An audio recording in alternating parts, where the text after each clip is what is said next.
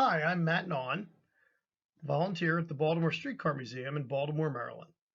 And it's my privilege today to walk you through the restoration progress on former Public Service Coordinated Transport PCC Car number 26, formerly from Newark, New Jersey. I am the co-manager of this project, along with fellow volunteer and friend, Harry Donahoe.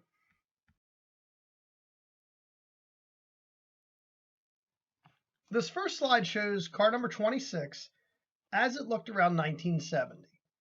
This is essentially the condition the restored car number 26 will represent upon completion of this project.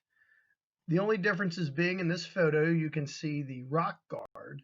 It was designed to protect the windshield from projectiles thrown from overpasses. That will be removed, but otherwise, the gray, white, and blue colors, along with the white fleet numerals, represent the way the restored car will look. Part of the reason for this appearance, and we're going for a circa 1964 appearance, are twofold. One, it makes the car a little bit different from sister car number 6, which has been restored at the Rock Hill Trolley Museum by many of the same volunteers working now on car 26 in Baltimore. That car has the darker fleet numerals and lettering, so 26 will be a little bit different. Also, the restored appearance of car 26 will represent the car as it looked around 1964, to include period advertisements. Why 1964? Well, the last streetcar ran in Baltimore in November of 1963. A restored car 26 in 1964 appearance represents the state of public transit and essentially what it looked like, at least in one example, at the time streetcars were abandoned in Baltimore. This is a bit of a flashback photo. This shows how car 26 looked for its original owner, the company that purchased it, the Twin City Lines of Minneapolis and St. Paul, Minnesota. Originally in Minnesota, it was car 415. It was later sold to Newark in 1953. These paint colors did reemerge during the restoration project. As we'll see in a moment, that part of the effort involved removal of 9 layers of old paint from the car. So the car was acquired by the Baltimore Streetcar Museum in February of 2014 through the cooperation and support of Bill Wall from Branford Electric Railway Association. Some say, why a Newark car in Baltimore? Well, the reasons are manifold, but among them, car 26, restored, provides another rugged, vintage, but somewhat more modern than the rest of the Baltimore fleet car for passenger service. Some may say, to use the term loosely, a beater car or a regular service car.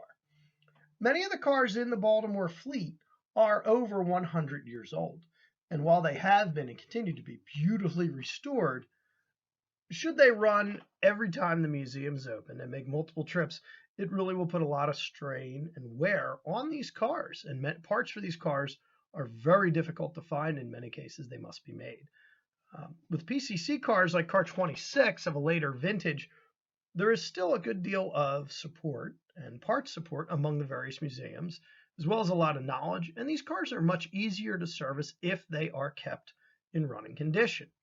Baltimore Streetcar Museum had excellent support and has continued to have excellent support with car 2168, formerly from Philadelphia, thanks to a group of largely new volunteers who have come and continued to maintain the car, as well as sponsored over $50,000 improvements to the car. The intent with car 26 is to do the same, another car which can be restored, the money can be invested, and it can provide much of the day-to-day running. Again, it can serve the older cars in the fleet, as well as the only surviving Baltimore PCC car, car 7407. This photo was taken November 3rd, 2018, as the slide shows, 55 years after the last streetcar ran in Baltimore. This was a momentous occasion, for after 4 years of work, car 26 was able to safely and reliably operate under its own power. 4 years of work went into the car, as mentioned, largely due to the fact that changes were made to the car's control system to make it electrically and mechanically identical to car 2168. For those familiar with PCC cars, the car has General Electric control, and the conversion work consisted of modifications to allow the General Electric control to work with Westinghouse brake equipment. You can see in this photo also the doors had been removed. The doors were badly deteriorated. They were removed and replaced as part of this project, which we'll show in a moment. And also you can see the gray and white colors on the front combined with the faded New Jersey Transit colors. That was work done at the museum just as a mock-up to test some colors and also to show, give an idea at least from the front, what a restored car would look like. And again, in the photo are largely folks that participated over a 4-year period to make the car operable again. Returning the car to operation presented a great opportunity to the museum to move forward with a full-blown restoration. Now, when I say full-blown, the car is extensively restored, as we'll walk through in each photo. Many, many items were restored.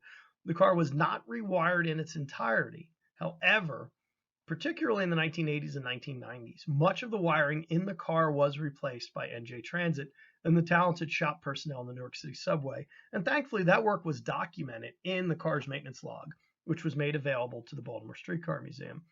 This made the car and restoring it to operation a lot more feasible. It will be like new in many ways. Some items will not be new, but in terms of running gear, electrical, etc., the car is in excellent shape. Again, thanks to many years of care, as well as 4 years of additional work put in by museum volunteers.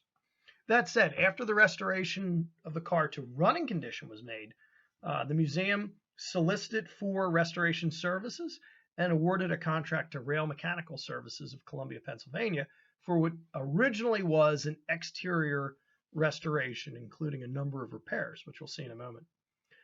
That work started in the winter of 2019, and once the weather broke, the first thing to happen was to sandblast the car.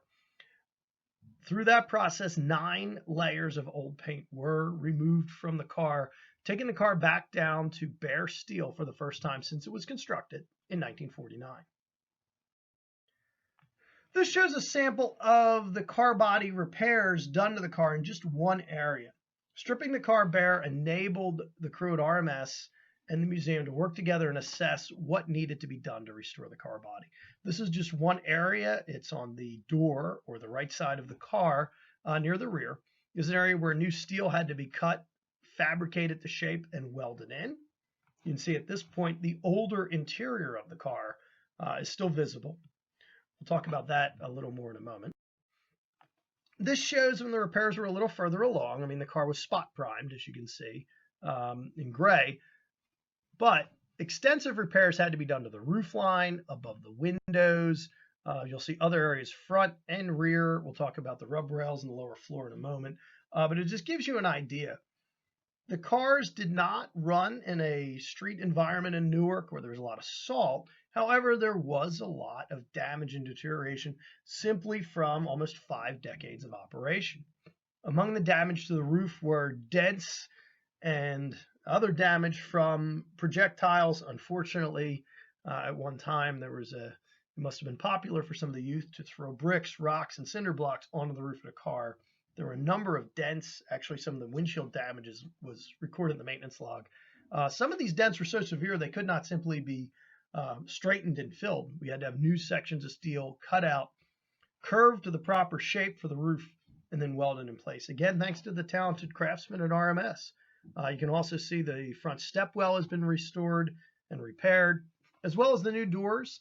The doors were done by a master carpenter for the museum, Satarelli Woodworking. They were done to original plans for the doors, provided through the courtesy of our friends at the Minnesota Streetcar Museum. The original doors were steel and then later replaced with wood as they rotted out. We went to a marine grade plywood, which is also the type of doors and the door material used by San Francisco MTA on the F and the E line PCC cars. As I mentioned, the car body repairs included the rub rail. The rub rail is that lower rail that sticks off of the car at the floor line. In order to effectively restore a PCC car, it's almost always a requirement to remove the rub rail. Why? Because it's right at the floor line, and that is an area where traditionally PCC cars rust out. They can rust out from water getting through the rubber floor, soaking into the wood. and then that wet wood poking up against the exterior steel. They can also rust out from the outside due to water collecting behind the rub rail, which sticks out about 1/8 of an inch. In order to do effective repairs, the rub rail was removed in its entirety. New stands were made for the rub rail. New steel was welded behind. This was then primed and then actually painted in the inaccessible areas, well, areas that would be inaccessible once the rail was installed, to ensure a durable finish and to prevent further rust. Also, in the photo on the right, you can see the back end of the car where the anti-climber back bumper is. This was a change from the original design, which we made. The original design had the rub rail flaring into the car body itself, flush. Over time, this tended to collect a lot of moisture, a lot of rust. Something the restoration team learned from a previous project. As I said, many of the volunteers working on 26 have been involved with other restorations. Among them, the restoration of PTC 2743 at the Rock Hill Trolley Museum. The restoration team on that project, we made a design change to actually put a little stand so that rail stood 1/8 of an inch off the car body in that area, preventing moisture. Hopefully it'll be long lasting. We did make the same change to 26. But here you can see the new stands as they're in progress, as well as new rail sections being fabricated. Now, around this time, and thanks to some very successful fundraising, the museum made a fortuitous change, that being they expanded the scope of work to include an interior restoration. This was helpful for a lot of reasons, beyond just presenting a really nice appearance and a matching interior for the era of the exterior of the car. It enabled additional structural repairs, particularly around the floor line to be made, areas that would not have been accessible otherwise had we not elected to do an interior restoration and add that work to our contract with RMS. Also, as part of that work, new auxiliary heater elements were installed. This area of the car serves much like a duct, essentially as an air duct. When the auxiliary heat is on, these heaters essentially provide heated air to the lower areas of the interior. These were in somewhat deteriorated condition, and based on a recommendation from the retired Newark City subway shop manager, who actually had the data on replacement elements, the museum went ahead, raised funds, and bought replacement elements. These will be rewired by Baltimore Streetcar Museum volunteers when the car comes back to Baltimore. There is no pit, unfortunately, at RMS, and electrical work is not in their scope. The capable volunteers at Baltimore will do this when it comes back. But we hope this is a change which will help make the car durable and avoid a potential problem down the road. You can see here some early progress on the car's interior. When we elected to redo the interior, we also included complete removal of the old rubber flooring. New material was purchased of the correct pattern. Also, when the interior was stripped, all of the existing passenger windows were removed and either rebuilt or replaced. Now, the upper windows, those oval-shaped windows, are called standee windows. They, as built for Minneapolis and then later until the cars were overhauled in Newark in the 1980s, they were green-tinted glass. In later years, they were replaced with Lexan, which is shatter-resistant, but unfortunately tends to age, fade, and deteriorate badly. It tends to cloud. Museum volunteers coordinated with a glass vendor in Baltimore, and after the car comes back, the glass vendor will be installing all new standee windows, which include safety glass. On top of that, we're able to tint the safety glass to the correct shade of green to match what the car would have had both in Minneapolis and in particular what it had in Newark in the era represented by the restored car, which is 1964. Also, each and every one of the passenger windows was also removed, taken to the vendor, Chaudron Glass in Baltimore, and reglazed again with safety glass.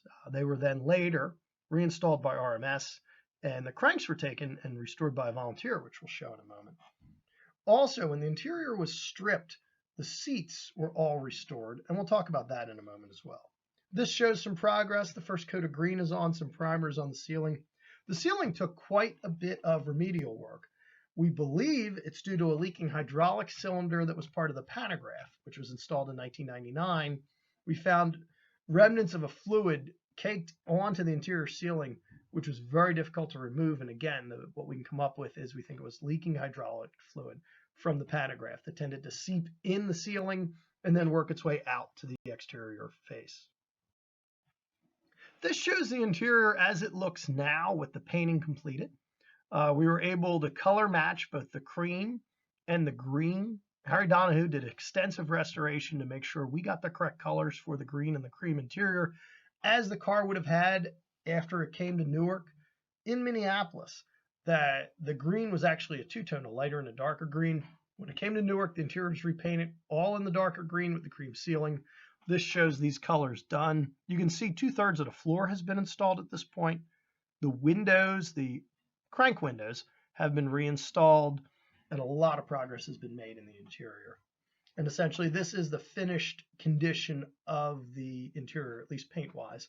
Now, when the car comes back, the lights had to be removed at RMS. Baltimore Streetcar Museum volunteers are going to rewire the lights.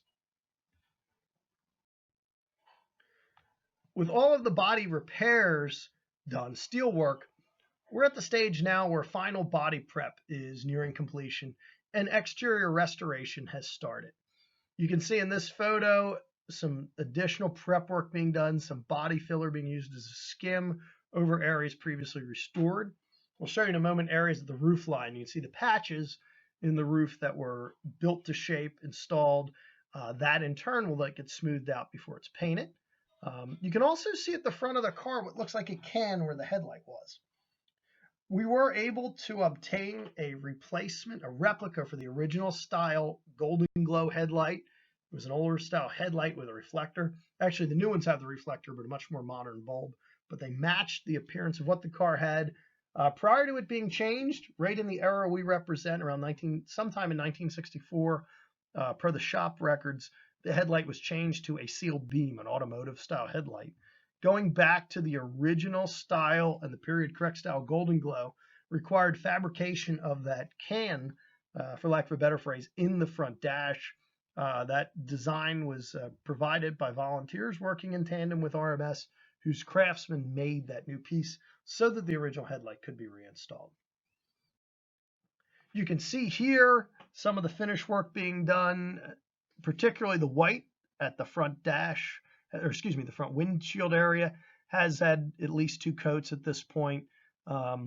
Work on the roof will be next as they proceed with the gray once the white is completed. Here is the roof. You can see this is the roof seam over the 1 and 2 doors on the right side of the car. You can see that area in a previous photo that had all the patches has now been skim coated with body filler, sanded smooth, will be primed, and then finish painted. Let's talk about some of the details that are going in the car. We're making excellent progress on the exterior, as you have seen. Let's talk about some additional work being done. When the decision was made to do the interior, as I mentioned, a corresponding decision was made to reupholster the seats. On the left, you can see the original, well, I should say original in terms of as acquired by the museum, the seating pattern and some of the condition. The seating material matched what NJ Transit used in its buses in later years. Circa 1964, the seats were upholstered differently. We were able to match new material to what the car had at that time. That's represented by the seats on the right.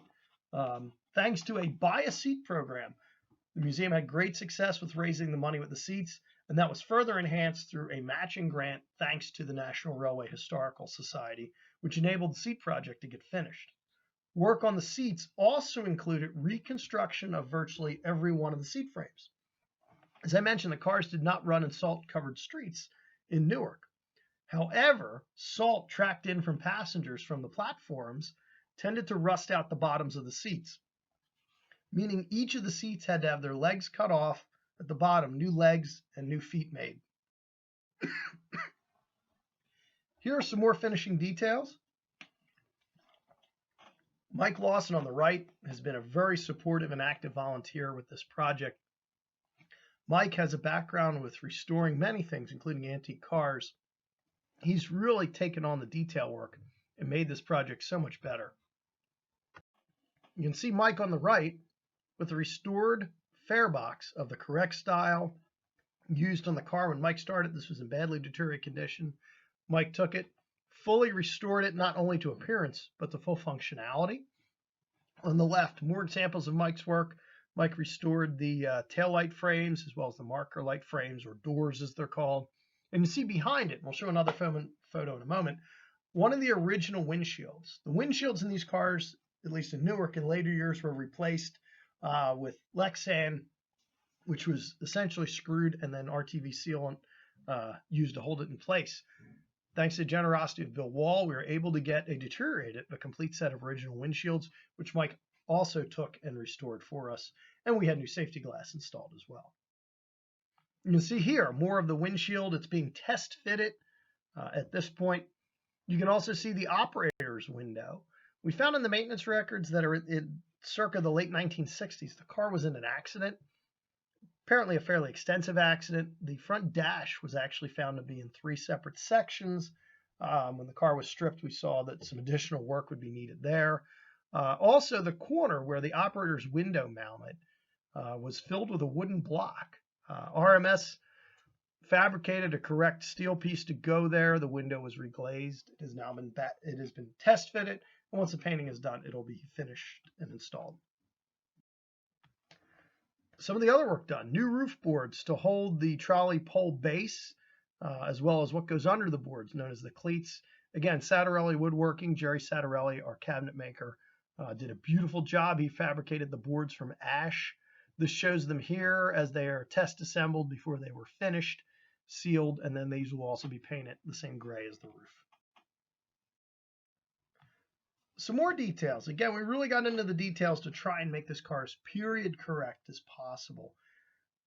We obtained a replacement builder's plate for the car, which again, Mike Lawson, a man of many talents, restored this for us. Here, Harry Donahue is shown holding that in place. Mike also restored all the window cranks for the car, so that along with those beautifully restored window frames and new glass, we'll have a full set of restored cranks to the car. These did not need to be re-chromed. Some needed some work, but we were able to salvage what we had. They'll look excellent, yet they won't look brand new, which is not what we're looking for. By 1964, the car was already 15 years old. We wanted the appearance of a beautiful car, beautifully maintained car, but certainly the car is not, in 1964, a new car by any means. These still will probably look better than just about anything the car had other than the day it was new. We were also able to obtain, through generosity of several members, either in terms of a donation, because they had one of these, or the funding to get them, the original and correct style public service take-one boxes, which held the time cards, the timetables. Mark Dawson of Baltimore Streetcar Museum has found a vintage timetable. He has restored it. We will, in terms of restored it such that he copied it and made a clean copy, we're going to equip the car with copies that passengers can come and take, again, to give more period appearance to the car. We've also been able to obtain a complete set of interior advertising from northern New Jersey, circa 1963-1964. We actually got these from an individual who's done a lot of work on a Hudson and Manhattan car, restored to the same, roughly the same vintage. So not only will the car have the right details, it'll even have period correct advertising in the restored car. Well, with your continued help, you will be riding in them soon. At least car 26. This advertisement was used in public services conventional cars as they were being retired to tell the passengers that these new cars will be coming and you'll be pleased with them. We hope all volunteers, friends, particularly visitors and supporters of the Baltimore Streetcar Museum, will be pleased with the restored car number 26. We look forward to introducing this car back to the museum. Currently, the restoration work at RMS, what's in their contract, is scheduled to wrap up in approximately the next month. At that point, the car will be shipped back to Baltimore, where approximately 5 to 6 months of additional work will be done. There is some finished electrical work to be done to the car's backup controller, as well as some remaining work to be done to the car's trucks. The interior lights need to be wired, the heaters need to be rewired, the decals need to be installed, and again, we have some other just finishing details to put on the car, as well as test it and make sure it's ready and reliable for service. We are looking to present this restored car back to the public, provided the COVID-19 pandemic has passed. We're looking at August, at the Saturday, which is closest to the date when the car was retired in 2001. We feel it'd be a fun and appropriate way to roll out a restored Newark PCC car 20 years after it was retired. We still need your help to do that. We had some changes due to the hauling for the car that has caused some additional cost. We are still looking for volunteers to help us raise the money to bring the car back. I should caution there's no jeopardy of the car being stuck there. But it would really help the project budget if we could get additional donations to help fund the return of the car back to Baltimore. Help us get Car 26 home, and we invite you to be part of the restoration celebration. Hopefully this coming August, again, provided the pandemic has passed, we can present this beautifully restored car to the public and let the car provide its educational benefit to current and future generations. For some more information about the project, I encourage you to visit the Baltimore Streetcar Museum's website. The link is here. This specific link provides you to a page where you can provide an electronic donation for Car 26. It shows some other progress and recent work. Please check us out. Please support us. Also, thanks to Operator Logan from the Baltimore Streetcar Museum, he has produced a collection of videos documenting the restoration of car number 26. He is continually adding new material. But the link provided here will take you to Operator Logan's library of videos on Car 26. Again, on behalf of the Baltimore Streetcar Museum and in collaboration with my fellow project manager, Harry Donahue, we thank you for taking the time to learn a little more about our project to restore car number 26. We're excited about this project.